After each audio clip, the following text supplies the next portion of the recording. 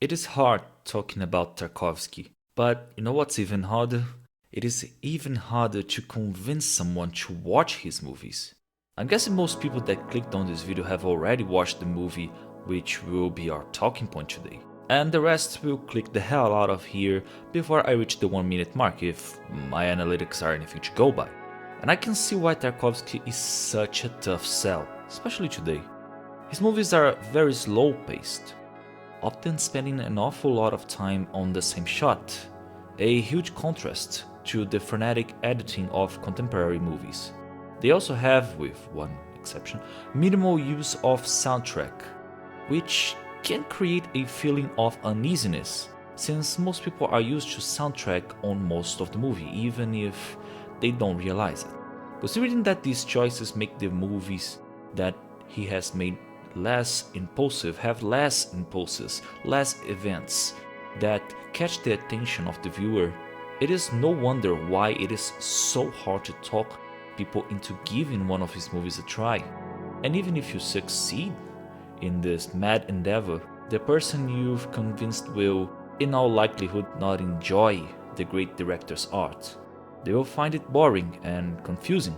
And that is such a shame, because his movies might not be the pinnacle of entertainment, but they are very worthy experiences, simply because of how well crafted his art is, and how deeply and beautifully it represents the human condition. Which leads me to my second point on why it is so hard to talk about and to convince people to watch Tarkovsky. His movies often have minimal plot, focusing more on the psychology of the characters and on the aesthetical portrayal of a feeling, of a sentiment.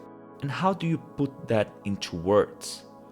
Okay, I just did it, but there's a reason why a picture is worth 1,000 words is such a long-lasting cliche.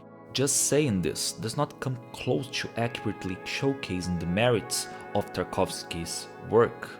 How can you use words to convey a moving piece of acting? How do you explain the beauty in a shot, which is beautiful for its own sake? How do you explain the way a character's psyche is being explored? It fucking kills me every time I have to cut one of these scenes, because I just wish for people to appreciate how beautiful they are, how it moves us, even if we don't have the whole context or are not aware of some symbolism. Because, like in some music, the what it is about matters not for that piece of art. The plot and context help you build up your soul for that, sure, but it is an end in itself, complete, and eliciting some kind of feeling, even if unexplainable.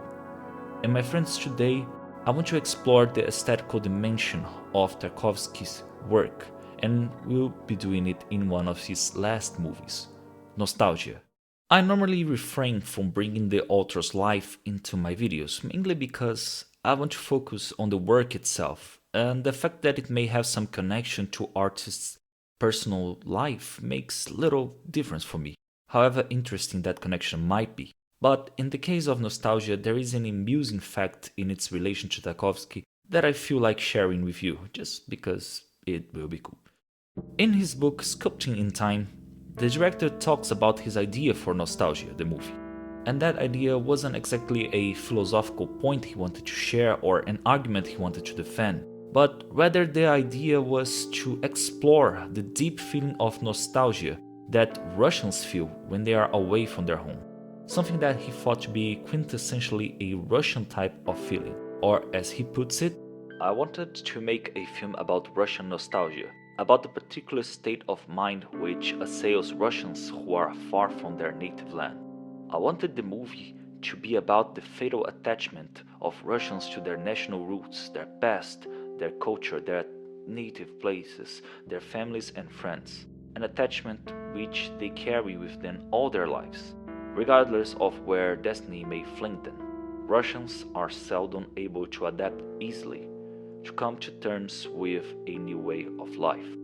And it is rather interesting that this particular feeling would assail Tarkovsky for the rest of his life.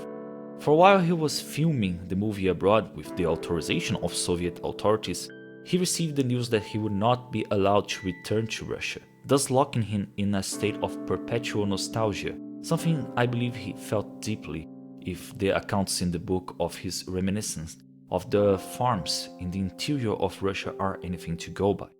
And I believe this state of Tarkovsky's mind really helped him make the movie what it is.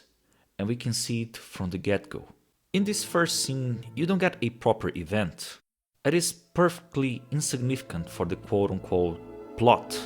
But what you do get is a feeling of a bucolic sadness, something that we will understand as nostalgia later, as we get to know our protagonist, ironically named Andrei. He is a Russian writer, a poet, who is traveling through Italy in order to write a book about Pavel Sosnovsky, a Russian musician who went to study in Bologna, but who could not bear the distance to his homeland, even if there he was a serf, and so returned to Russia and hanged himself there. The analogy between our protagonist and Sosnovsky is very clear, and some would say even to Tarkovsky himself. The interesting thing, as the opening scene shows us, is how Tarkovsky is going to portray such a feeling in the writer. We see him for the first time in the movie's second scene, where the dialogue already gives us a hint on the Russian state of mind. The woman who is alongside him, his interpreter Eugenia, gets out of the car and starts speaking in Russian with him, to which Andrei responds telling her to speak in Italian. Already we see that the mere listening of his language is painful to the foreigner. And as she talks about entering a church that they drove a long way to visit, he says he's not going in and does not give a thorough explanation. But one can understand that entering a temple from a foreign culture would only make him long ever more for a temple of his own culture. And we are still only on the second scene of the movie. After this, we go to the hotel in which the couple, who are not actually a couple, are staying at. And I miss that very somber atmosphere that really helps to showcase the inner state of Andrei. He goes to sleep. And here I want to speak about one of my favorite characteristics of Tarkovsky's movies, his use of dream sequences.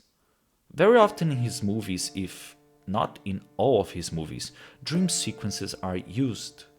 And though they might be confusing for some, they are commonly one of my favorite scenes in his movies. Because while in reality a character might be faking or hiding his emotions, there's a purity in dreams in showing what we truly feel, stemming a lot from the uncontrollable nature of dreams. And of all his movies, I think Nostalgia has the best dream sequences of all. While the title of the movie, the dialogue up until now, and the clear correlative symbolism of the musician's life makes it clear that our protagonist misses his country, it is in these dream sequences that we get not that he is missing Russia, but how he is missing Russia. Though it kills me to cut these sequences, I urge you to watch what I'm showcasing here, and just feel how much these images makes us feel and understand his feeling of nostalgia. And there is much more that I could say and scenes I could break down here, such as the relation of Andrei to Domenico, and how he sees in the Italian the same state of someone who has lost his place in the world and is adrift, but who, unlike him, has a firm belief that fills the hole in his existence, something that due to the nostalgia within Andrei, the poet just cannot have by himself. But instead of elongating myself on the other themes, scenes, and psychology of the movie, I want to keep my focus on the portrayal of nostalgia by the picture, and to do so, I want to end this video breaking down one more scene that, alongside the dream sequences, captures it perfectly. We see Andrei walking with water up to his knees. He holds a book of poetries he is reciting, Russian poetries in Russian. He enters this chambre where he is drinking Russian vodka and talking about going back to Moscow. He sees a little girl who entered the place and starts to tell her a story, which seems like a kind of Russian folkwit. He is saying that in Russian to an Italian girl. She does not understand or respond, and so, in this monologue between two people, we sense just how much the nostalgia is affecting Andrei.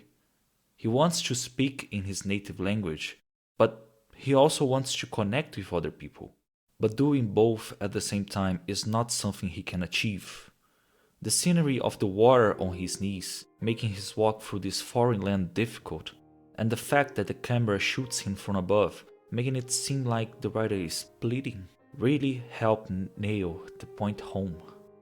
But Andrei realizes he can't be Russian here and connect with people. He speaks with the little girl in Italian with great candor. She then leaves, and Andrei falls asleep, thinking in Italian, with his book of poetry burning, along with the Russian language.